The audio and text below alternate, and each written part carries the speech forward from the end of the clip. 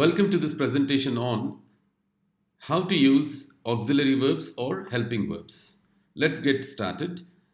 ఈ సెషన్లో మనము ఆక్సిలరీ వర్బ్స్ లేదా హెల్పింగ్ వర్బ్స్ని మనము సెంటెన్స్లో ఏ విధంగా యూజ్ చేస్తాము అనే విషయాన్ని చూద్దాం. మీరు సెంటెన్స్ ఫార్మేషన్ పార్ట్ 1 చూసి ఈ వీడియో చూస్తే మీకు బెనిఫిషియల్గా ఉంటుంది. Let's get started.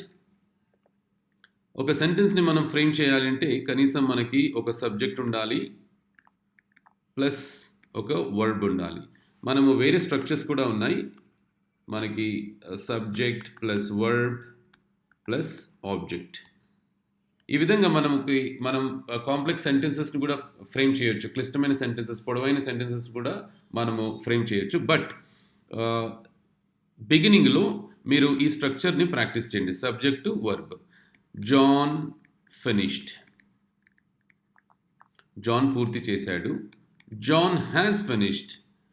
జాన్ పూర్తి చేశాడు. దీని అర్థం కూడా జాన్ పూర్తి చేశాడు అని వస్తుంది.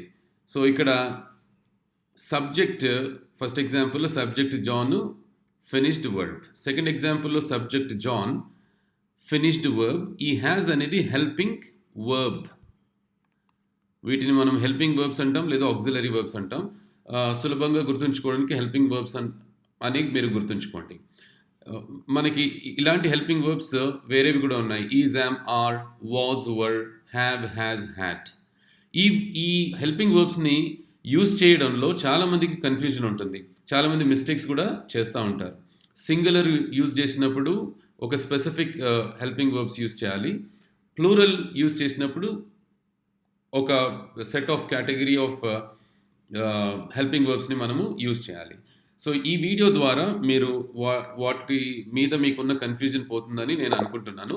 జాగ్రత్తగా ఈ వీడియో చూసి మీరు నేను చెప్పిన ట్రిక్తో మీరు ప్రాక్టీస్ చేస్తే you will have confidence in using this auxiliary verbs. ఇక్కడ మీకు 2 టేబుల్స్ ఉన్నాయి.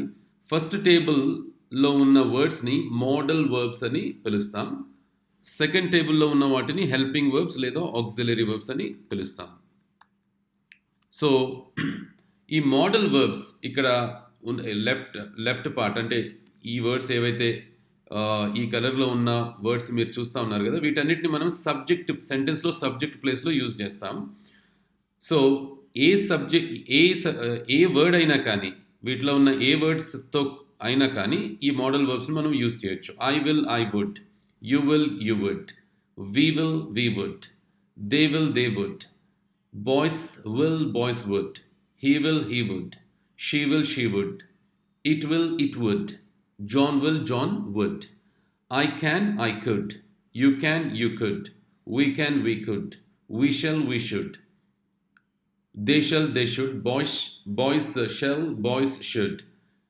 He shall, he should. She shall, she should. It shall, it should. John may, John might.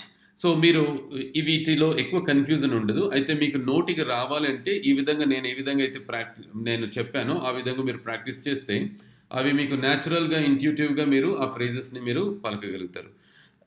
ఇక్కడ మన హెల్పింగ్ వర్బ్స్కి వచ్చేసరికి మీరు సేమ్ ట్రిక్తో ప్రాక్టీస్ చేయండి. I am, I was, I have, I had. You are, you were, you have, you had. We are, we were, we have, we had.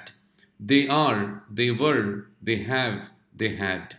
Boys, ఏదన్నా plural word. Boys, girls, books, pens, cities, countries, ఈ విధంగా ఏదన్నా plural వర్డ్స్తో మనము ఈ auxiliary verbs, ఈ helping వర్బ్స్ని use చేస్తాం. Boys are, boys were, boys have, boys had.